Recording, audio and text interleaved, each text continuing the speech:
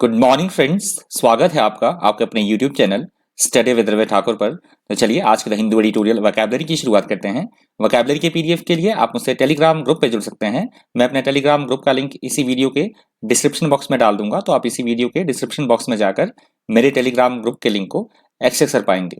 तो चलिए शुरुआत करते हैं। पहले एडिटोरियल की हेडिंग आप देख ही रहे हैं। पहला एडिटोरियल है allaying concern on public trust and vaccination programs। तो पहला जो एडिटोरियल है इंपॉर्टेंट है, वही वैक्सीनेशन के बारे में दिया गया है, टीकाकरण के बारे में, इनोकुलेशन के बारे में दिया गया है सारा एडिटोरियल। तो यह आप पढ़ लीजिएगा, एग्जामिनेशन पॉइंट ऑफ व्यू से इंपॉर्टेंट है। तो चलिए शुरुआत करते हैं। तो पहला वर्ड है वोकैबुलरी का आज की, वो है allaying। allaying वर्ड यहाँ पे वर्ब की तरह यूज हुआ है। allaying वर्ड का मतलब होता है किसी तरह की कठिनाई, समस्या या फिर हम बोल सकते हैं दुख या पीड़ा की प्रबलता को, उसकी इंटेंसिटी को कम कर देना, उसको बोला जाता है allaying। If you allay someone's fear or doubts, you stop them feeling afraid or doubtful, that is called allaying। इसके सिनोनिम्स है ease, reduce और alleviate। ease, reduce और alleviate इसके सिनोनिम्स हैं। एंटोनिम्स हैं agitating और angering। एजिटेटिंग और एंगरिंग इसके एंटोनिम्स हैं allaying वर्ड के। अगला शब्द है हमारे पास फ्लरी। फ्लरी यहाँ पे नाउन की तरह यूज हुआ है। फ्लरी का मतलब होता है किसी तरह की हलचल की या फिर घबराहट की स्थिति होना, उसको बोला जाता है flurry. A flurry of something such as activity or excitement is a short intense period of it, that is called flurry। इसके सिनोनिम्स हैं बसल, फज और स्टर। बसल, फज और स्टर इसके सिनोनिम्स हैं। एंटोनिम्स है काम, क्वाइट और डल। काम, क्वाइट और डल इसके एंटोनिम्स हैं फ्लरी के। अगला शब्द हमारे पास कैस्केड। कैस्केड यहाँ पे नाउन की तरह यूज हुआ है। कैस्केड का मतलब होता है ऐसी कोई चीज जो बहुत भारी हो, बहुत बड़ी संख्या में होना, बहुत मतलब जितनी आवश्यकता है क्वांटिटी की उससे अधिक क्वांटिटी होना, बहुत बड़ी मात्रा में होना, उसको बोला जाता है cascade. If you refer to a cascade of something, you mean that there is a large amount of it. That is called cascade। इसके सिनोनिम्स हैं gush, stern, stream, माफ कीजिएगा, gush, stream और outpouring। gush, stream और outpouring इसके synonyms हैं। Antonyms हैं drought, trickle और drizzle। drought, trickle और drizzle इसके एंटोनिम्स हैं कैस्केड के। अगला शब्द है हमारे पास रिप्लीट। रिप्लीट यहाँ पे एडजेक्टिव की तरह यूज हुआ है। रिप्लीट का मतलब होता है पूरा, भरपूर या हम बोल सकते हैं परिपूर्ण होना, उसको बोला जाता है रिप्लीट।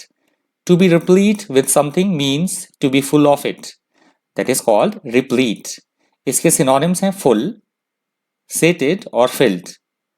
फुल, सेटेड और फिल्ड इसके सिनोनिम्स है। एंटोनिम्स हैं एम्प्टी, स्टार्व्ड और लैकिंग। एम्प्टी, स्टार्व्ड और लैकिंग इसके एंटोनिम्स हैं रिप्लीट वर्ड के। अगला शब्द है हमारे पास स्कैंट। स्कैंट यहाँ पे एडजेक्टिव की तरह यूज हुआ है।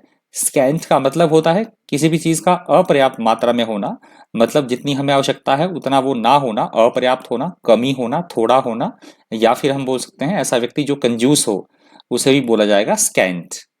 You use scant to indicate that there is very little of something or not as much of something as there should be, that is called scant। scant के synonyms हैं insufficient, meager और scarce। insufficient, meager और scarce इसके synonyms हैं। antonyms हैं plentiful, abundant, माफ कीजिएगा, abundant और bountiful। plentiful, abundant और बाउंटीफुल इसके एंटोनिम्स हैं स्कैंट के। अगला शब्द है हमारे पास जेलस। जेलस यहाँ पे एडजेक्टिव की तरह यूज हुआ है। जेलस का मतलब होता है उत्साह एवं जोश, ऊर्जा से भरे हुए होना, उसको बोला जाता है jealous. Someone who is zealous spends a lot of time or energy in supporting something that they believe in very strongly, especially a political or religious idea, that is called zealous। zealous के synonyms हैं enthusiastic, eager और ardent। enthusiastic, eager और ardent इसके synonyms हैं। Antonyms हैं apathetic, uninterested और unconcerned। Antonyms फिर से देख लीजिए, apathetic, अनइंटरेस्टेड और अनकंसर्न्ड, इसके एंटोनिम्स हैं जेलस के। अगला शब्द है हमारे पास इंग्रेडिएंट। इंग्रेडिएंट यहाँ पे नाउन की तरह यूज हुआ है। इंग्रेडिएंट का मतलब होता है किसी भी बात के कोई मेन पॉइंट होना, मुख्य घटक होना, अवयव या अंश होना। जो एडिटोरियल में इसका यूज हुआ है उसे बोला जाता है इंग्रेडिएंट।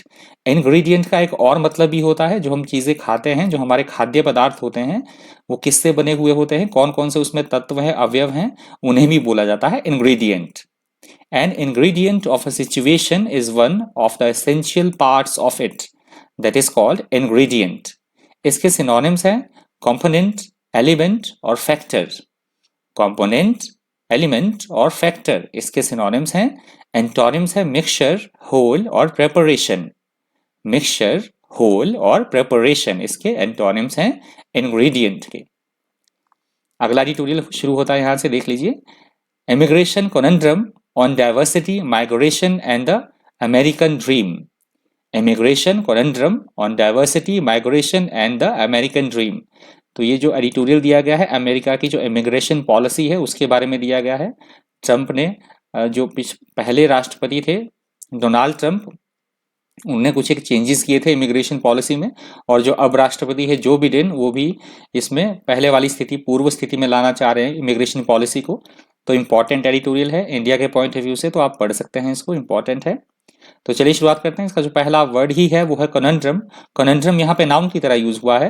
कनंड्रम का मतलब होता है किसी तरह की पहेली या किसी तरह की समस्या या कठिनाई जिसे कि सुलझाना मुश्किल हो, जिसे हल करना मुश्किल हो, ऐसा कोई काम जिसे करना मुश्किल हो, इम्पॉसिबल हो, उसे बोला जाता है conundrum. Conundrum is a problem और पजल विच इज डिफिकल्ट और impossible to solve, that is called conundrum. Conundrum के सिनोनिम्स हैं एनिग्मा, रिडल और पजल। एनिग्मा, रिडल और पजल इसके सिनोनिम्स हैं। एंटोनिम्स हैं क्लैरिफिकेशन और ऑब्वियसनेस।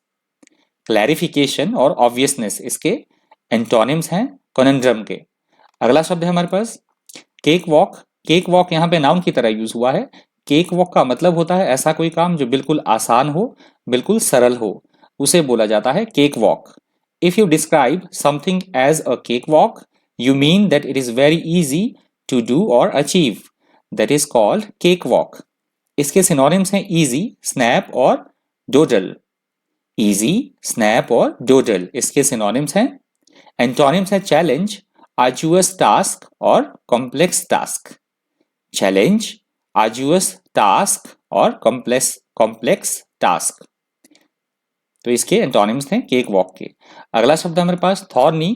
थॉर्नी यहाँ पे एडजेक्टिव की तरह यूज हुआ है। थॉर्नी वर्ड का मतलब होता है ऐसी कोई चीज जो कठिनाई या समस्या पैदा कर दे, ऐसी कोई बात जो किसी तरह की कोई प्रॉब्लम में डाल दे, किसी तरह की कोई कठिनाई में डाल दे, कोई प्रॉब्लम क्रिएट कर दे, समस्याजनक होना, उसको बोला जाता है thorny. If you describe a problem as thorny, you mean that it is very complicated and difficult to solve and that people are often unwilling to discuss it, that is called thorny. इसके synonyms है difficult, tricky और complex। difficult, tricky और complex इसके synonyms हैं। antonyms है easy, dull और hassle free। easy, dull और hassle free इसके antonyms हैं thorny word के। अगला शब्द है हमारे पास grim। grim यहाँ पे एडजेक्टिव की तरह यूज हुआ है। ग्रिम का मतलब होता है ऐसी कोई स्थिति या ऐसी कोई बात जो बहुत बेहद विकट हो, भयंकर हो, बहुत ज्यादा डरा देने वाली हो, उसे बोला जाता है ग्रिम। अ सिचुएशन और piece of information that is grim is unpleasant, depressing and difficult to accept, that is called Grimm.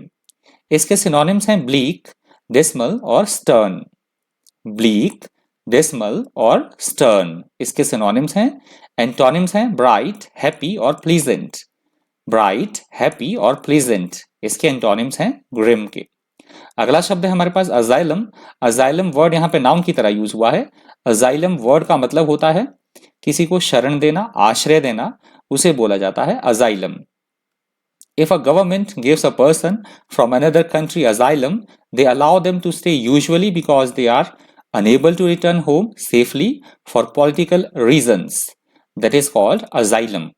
asylum के सिनोनिम्स हैं सेंचुरी, रेफ्यूजी और शेल्टर। सेंचुरी, रेफ्यूजी और शेल्टर इसके सिनोनिम्स हैं। एंटोनिम्स हैं हैजर्ड, थ्रेट और evolve. Hazard, threat और evolve इसके एंटोनिम्स हैं अजाइलम के। अगला शब्द है इंट्रैक्टेबल। इंट्रैक्टेबल वर्ड यहाँ पे एडजेक्टिव की तरह यूज हुआ है। इंट्रैक्टेबल वर्ड का मतलब होता है ऐसी कोई समस्या, ऐसी कोई प्रॉब्लम या ऐसी कोई कठिनाई जिसको कंट्रोल कर पाना मुश्किल हो, या ऐसा कोई काम जिसको किया ना जा सके, बहुत डिफिकल्ट टास्क हो, दुष्कर काम, दुस्साध्य काम, उसे बोला जाता है इंट्रैक्टेबल। इंट्रैक्टेबल प्रॉब्लम्स और situations are very difficult to deal with, that is called intractable. Intractable word के सिनोनिम्स है स्टबर्न, ऑस्टिनेट और इनफ्लेक्सिबल। स्टबर्न, ऑस्टिनेट और इनफ्लेक्सिबल।